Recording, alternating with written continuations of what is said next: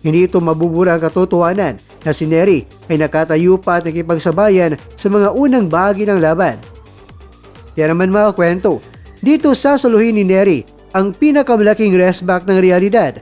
Kung susuriin ang timbang, kondisyon at ang naging danyos sa loob ng lona, lilitaw ang buong katotohanan na pabor kay Cuadro-Alas. Una, ang issue ng timbang o overweight advantage. Sa laban kay Neri kay Naoya Inoue, pumasok siya sa tamang timbang at hindi na naging problema ang preparasyon. Ngunit, nung inirap si John Nariel Casimero, si Neri ay pumasok na overweight sa boxing.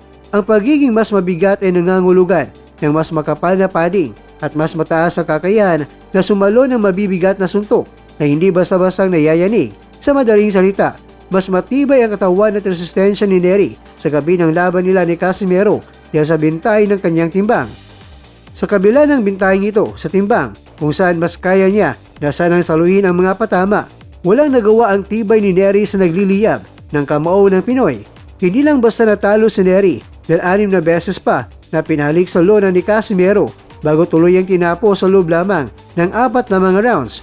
Kung talagang mas malakas si Inoue, bakit raw itong si Casimero ay 6 na beses na pinabagsak si Neri sa mas maikling panahon, gayong mas mabigat at mas protektado ang kanyang katawan ngayon. Habang nagawa ni Neri na mabulaga at mapabagsak si Inoue sa unang round,